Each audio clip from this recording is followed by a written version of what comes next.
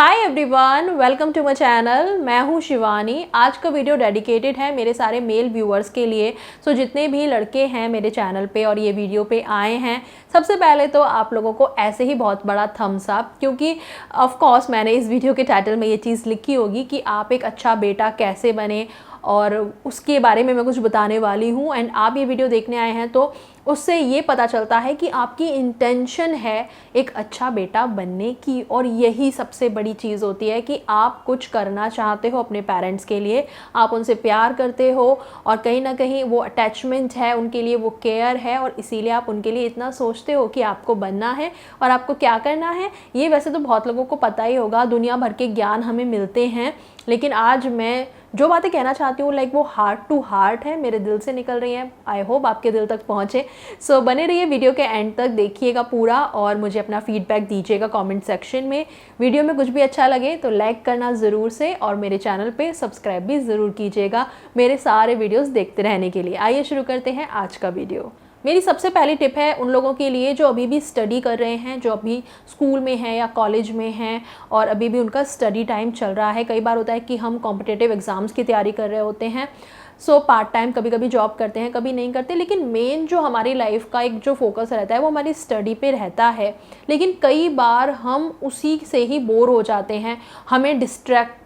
मतलब हो जाती है, हम दूसरी चीज़ों में इन्वॉल्व हो जाते हैं, कभी यारी दोस्ती में, कभी गर्लफ्रेंड बनाने में, तो कभी और किसी चीज़ में, टाइम पास करने में सोशल मीडिया पे या इंटरनेट पे। सो मैं आपको ये बोलना चाहूँगी कि देखो, सब चीज़ें ज़रूरी हैं, हर चीज़ का बैलेंस लाइफ में ज़रूरी है, लेकिन अभी आपकी लाइफ की जो प्रायोरिटी रहनी चाहिए वो है आपकी स्टडी पे फोकस करना। और ये वाली चीज़ मैं कहीं ना कहीं अपने एक्सपीरियंस से भी बोल रही हूँ। देखो, जब मैं 9th से लेकर 12th तक के बीच में थी तो मैं बहुत ही ज़्यादा ऐसे थी कि बस हो जाएगा, कर लेंगे। मैंने बिल्कुल भी सीरियसली नहीं लिया बोर्ड एग्ज़ाम्स को, और उसके बाद कॉलेज में जाके बहुत सारी चीज़ें मैंने ऐसे फेस करी कि मुझे लगा कि यार थोड़ा सा वहाँ पे ध्यान देना चाहिए था ज़्यादा, तो मुझे अभी इतनी ज़्यादा मेहनत नहीं करनी पड़ती। सो कॉलेज टाइम पे मैंने फिर बहुत थोड़ा सा मेहनत करी, फोकस किया स्टडी में। और ये वाली चीज़ ना मैं पर्सनल एक्सपीरियंस से भी बोल रही हूँ कि जब हमारा स्टडी वाला टाइम होता है ना, तो उसे हम बहुत ज़्यादा ग्रांटेड ले लेते हैं, टेकन फॉर ग्रांटेड, और उस पर इतना ध्यान नहीं देते हैं। और बाद में रियलाइज़ होता है कि यार उस समय थोड़ा सा कर लेते फोकस, कोई होता जो हमें कहता कि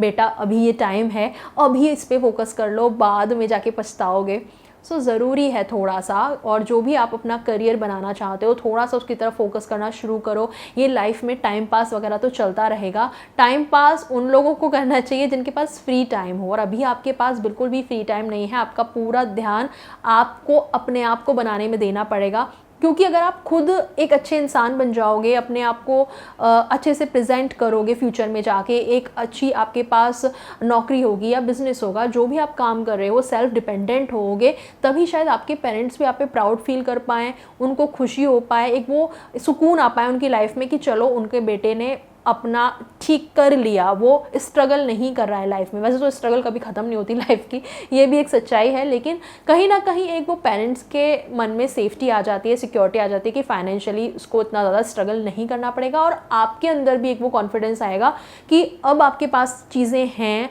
पैसे हैं आपके पास, आप अर्न कर रहे हो, तो आप अपने पेरेंट्स के लिए भी चीज़ें कर सकते हो, उनको भी हेल्प कर सकते हो। और अगर स्टडी ठीक से नहीं करी, जॉब ठीक से नहीं लगी, या काम ठीक से आपका नहीं चला, तो कैसे करोगे फिर। मेरी दूसरी टिप आप लोगों के लिए ये है कि अगर आप कर सकते हो फैमिली टाइम को एंजॉय तो ज़रूर करो। उसको भी हम टेकन फॉर ग्रांटेड बहुत ज़्यादा ले लेते हैं कि जब हम अपने घर पे होते हैं तो हम बस अपने आप में मगन रहते हैं। मम्मी कुछ कह रही हैं, 10 बातें नहीं सुननी, अच्छा ठीक है कर दूंगा, हो जाएगा, ठीक है, ये वाली चीज़ें रहती हैं। और पापा भी कई बार कुछ कह रहे हैं तो ठीक है, हाँ, एक से सुना दूसरे से निकाल दिया कान से, तो ये वाली चीज़ें रहती हैं। लेकिन बाद में जाके अगर हम कहीं दूर चले जाएंगे ना अपने पेरेंट्स से, फॉर एग्जांपल बहुत सारे लोगों की जॉब कहीं और लग जाती है दूसरे शहर में, या वैसे भी कई बार होता है ना कि शादी के बाद आप अपनी वाइफ के साथ रह रहे हो, तो फिर आप उन चीज़ों को मिस करोगे कि यार जब तक पेरेंट्स के साथ थे तब तक हम उनके साथ ऐसे रहे। और कई बार तो मिसहैपनिंग भी हो जाती है, पेरेंट्स बहुत जल्दी हमें छोड़ के चले जाते हैं इस दुनिया से। सो तब भी हमें बहुत ज़्यादा रिग्रेट होता है उन सब चीज़ों का कि यार उस टाइम पे हमने ऐसा सोचा कि यार बहुत टाइम है, अभी तो मतलब हमारे पास भी बहुत टाइम है, उनके पास भी बहुत टाइम है, लेकिन टाइम का कुछ पता नहीं रहता कब करवट ले ले। सो जब भी आप इंजॉय कर सकते हो फैमिली टाइम को, उसको किया करो। जब आप घर पे होते हो, मम्मी से 2 काम पूछ लो कि कुछ हेल्प करूँ, कुछ करूँ। मम्मी तो ऐसे देखेंगी मेरा बेटा मतलब कहाँ से कुछ एक्सचेंज होके आ गया है क्या, कि जहाँ तो मैं उससे पूछती हूँ 4 चीज़ें कि बेटा ये कर दे, वो कर दे, तेरे पास टाइम है, ये जवाब नहीं देता और अब खुद से चल के मेरे पास आया है। तो वो अलग ही लेवल की खुशी पे पहुँच जाएंगी वो। और सेम वे में हम पापा के साथ भी थोड़ा सा अपने बात कर लेंगे कि उनको किसी चीज़ की ज़रूरत है या क्या चल रहा है उनकी लाइफ में, या आपकी लाइफ में क्या चल रहा है, उसको चीज़ को लेके आप डिस्कस कर लोगे तो उनको बहुत अच्छा फील होगा, कनेक्टेड फील होगा। अक्सर टीनेज में या यंग एज में जो लड़के होते हैं उनके साथ घर वालों की प्रॉब्लम होती है कि इसकी लाइफ में क्या चल रहा है हमें तो पता ही नहीं, कब आता है कब जाता है हमें कुछ बताता ही नहीं, पता नहीं कैसे कैसे दोस्तों के साथ रहता है, पता नहीं कैसी संगत है। इतनी सारी टेंशनें पाल के बैठ जाते हैं ना पेरेंट्स इन सब चीज़ों की। और आप उन्हें अगर थोड़ा सा बता दोगे कि आपकी लाइफ में क्या चल रहा है, सो वो उनको बहुत ज़्यादा मेंटल पीस प्रोवाइड करेगा और उनको थोड़ा सा कॉन्फिडेंस भी आएगा आपके ऊपर कि वो जानते होंगे उनका बच्चा कैसा है। मेरी नेक्स्ट स्टेप आपके लिए ये है कि जब आपका थोड़ा सा फ्री टाइम है तो अपने पेरेंट्स को चीज़ें सिखाओ जो आजकल की चीज़ें हैं, जैसे कि टेक्नोलॉजी की चीज़ें, फ़ोन चलाना, इंटरनेट चलाना, इंटरनेट पे कैसे चीज़ें सर्च की जा सकती हैं, कैसे वो अपने काम में इंटरनेट को यूज़ कर सकते हैं। तो ये सब चीज़ें आप उन्हें सिखाओ और उनके एक्सपीरियंस से खुद चीज़ें सीखने की कोशिश करो, क्योंकि देखो ज़िंदगी तो उन्होंने जी है ना, 10 तरीके के फालतू लोगों से पाला उनका पड़ा है, वहाँ से उन्होंने जो सीखी हैं, कैसे लोगों से बचना चाहिए, कैसे लोगों को पहचानना चाहिए, और भी बहुत चीज़ें होंगी। ज़रूरी नहीं है कि उनके सक्सेस से ही आपको सीखना है, कई बार हम दूसरे लोगों के फेलियर से भी चीज़ें सीखते हैं। सो उन्होंने अपनी लाइफ में क्या फेलियर फेस करे, क्या उनको शिक्षा मिली उससे, क्या उनको दोस्ती में कभी धोखा मिला, या कभी लाइक घर वालों से कम्युनिकेशन करने में या उनके साथ एक बॉन्ड बनाने में उनको प्रॉब्लम हुई, तो शायद इसीलिए आपको थोड़े से ज़्यादा एफर्ट करने पड़ रहे हो, पेरेंट्स की तरफ से उतना नहीं आता हो। सो इट्स ओके, आप उनके साथ जितने टाइम हो उनके साथ वो बॉन्ड बनाने की कोशिश करो, उनको चीज़ें सिखाओ और उनसे उनके लाइफ एक्सपीरियंस सीखो। मेरी नेक्स्ट टिप आपके लिए ये है कि अपने फैमिली मेम्बर्स के छोटे छोटे अगर अचीवमेंट अगर होते हैं या कोई स्पेशल ओकेजन होता है, जैसे कि किसी का बर्थडे है फैमिली में या मम्मी पापा की एनिवर्सरी है, तो उन चीज़ों को अगर आप खुद से सेलिब्रेट करने में थोड़ा सा इनिशिएट लोगे तो उन्हें बहुत अच्छा लगेगा कि आप केयर करते हो। पहला तो आपको याद है और दूसरा आपने थोड़ा सा एफर्ट किया कुछ सेलिब्रेट करने के लिए। सो थोड़ा सा उनको भी अच्छा फील करवाओ जब आप करवा सकते हो, और उनको अगर कभी भी किसी मोमेंट पे आप अप्रिशिएट करना चाहते हो तो ज़रूर करो। कॉम्प्लीमेंट देने का मन कर रहा है, कर दो यार कि मम्मी आज खाना बहुत अच्छा बना है, मम्मी देखो क्या खुश हो जाएंगी और ज़्यादा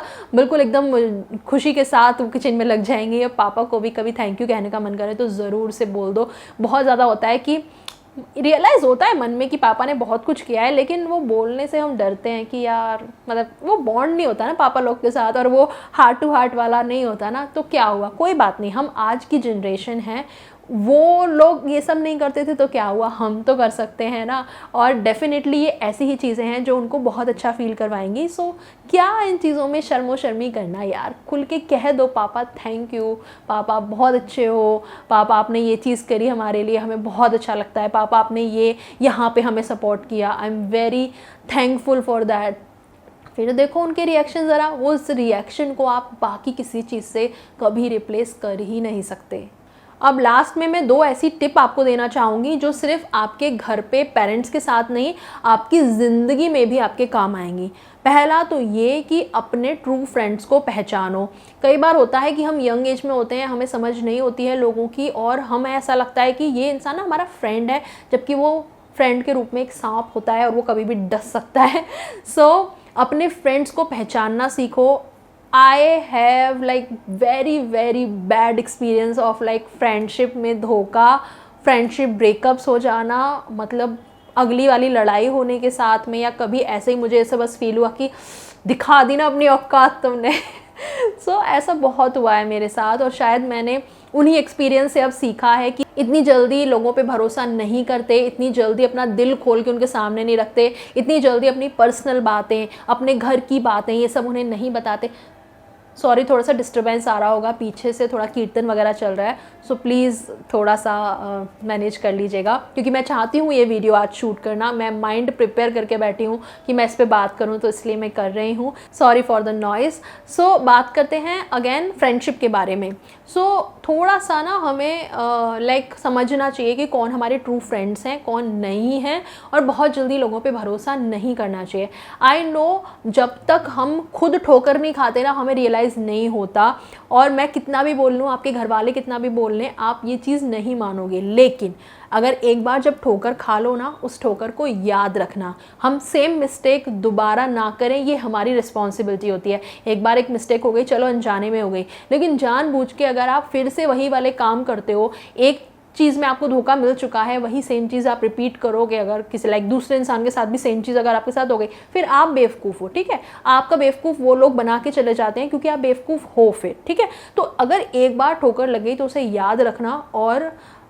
उस चीज़ को रिपीट ना करना अपनी लाइफ में। अब आता है मेरा लास्ट पॉइंट, और वो ये है कि अपने एंगर को कंट्रोल करना सीखो, थोड़ा सा पेशेंस लाने की कोशिश करो। बहुत सारे यंग लड़कों को मैंने देखा है कि एंगर इश्यूज़ बहुत ज़्यादा हैं, पता नहीं किस बात का गुस्सा लेके बैठे हो यार आप अपनी लाइफ में। अभी तो ना आपने ज़िंदगी इतनी जी है, ना आपने वो जो लाइफ के स्ट्रगल्स होते हैं इतने ना वो देखे हैं। हो सकता है एक आधा बार दिल तुड़वा बैठे हो आप, कोई क्रश व्रश हो, उसने मना कर दिया, नहीं एक्सेप्ट किया, ये वाले थोड़े से हार्ट ब्रेक्स टाइप के आपके हुए हों, लेकिन लाइफ की जो बहुत बड़ी बड़ी इश्यूज़ होते हैं ना, अभी वो आपने फेस नहीं करे हैं। ये छोटी मोटी चीज़ें हैं और इनको आपको हैंडल करना भी आना चाहिए। अगर आप इन छोटी छोटी चीज़ों में इतने अगर मचला जा रहे हो, बहुत ज़्यादा लाइक फड़फड़ा रहे हो अपने एंगर में, और कोई पेशेंस ही नहीं है, अपने घर वालों से कैसे भी बदतमीज़ी से बात कर रहे हो, बाहर का कहीं का गुस्सा, यार दोस्तों का, अपनी गर्लफ्रेंड का, ब्रेकअप्स का, सबका ला के अपने घर वालों पर अगर आप निकाल दे रहे हो, तो भाई ये तो बिल्कुल ही ख़राब बात है और इसको करना आपको बंद करना पड़ेगा,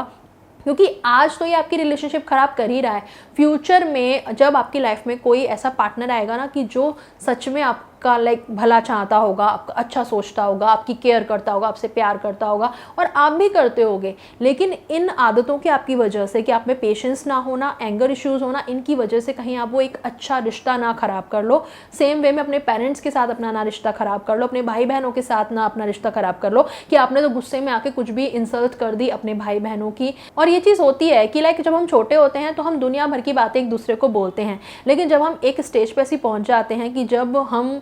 कुछ बन जाते हैं, या हमारी शादी हो जाती है, या हमारे बच्चे हो जाते हैं, उस स्टेज पे आके अगर हमारा कोई भाई या बहन हमारी बेइज्जती कर दे या हमारे साथ गलत तरीके से बात करे, इंसल्ट करे हमारी या हमारे पार्टनर की, तो फिर वो बर्दाश्त नहीं होता है। सो आपको कंट्रोल सीखना पड़ेगा इन रिश्तों को प्रिजर्व करने के लिए। ये हमारी ज़बान ही है कि जो वो रिश्ते ख़राब कर सकती है और जो उन रिश्तों को बना के भी रख सकती है। सो बी वेरी केयरफुल कि आप अपने एंगर में क्या कर रहे हो, और पेशेंस थोड़ा सा लाने की कोशिश करो अपनी लाइफ में। उसके लिए आप थोड़ा सा मेडिटेशन कर सकते हो, और अगर जो लोग नशे वगैरह करते हैं उनमें अक्सर ये आदतें आ जाती हैं कि बहुत ज़्यादा एंगर इशू होना,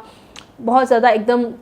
किसी भी बात पे फट पड़ना, तो ये वाला चीज़ें कहीं ना कहीं नशे के लिए भी रहती हैं, मतलब नशा इसमें ज़िम्मेदार रहता है। सो थोड़ा सा वहाँ पे भी देखो कि कहीं आप किसी ऐसी चीज़ के एडिक्टेड तो नहीं हो जो कि कहीं ना कहीं आपको मेंटली इफ़ेक्ट कर रहा है। फिजिकली तो कर ही रहा होगा, मेंटली भी इफ़ेक्ट कर रहा है, तो यहाँ पे अगेन एक थोड़ी चेतावनी रहती है, आपकी बॉडी खुद को साइन दे रही है कि वहाँ उस एडिक्शन से भी बाहर निकल आओ।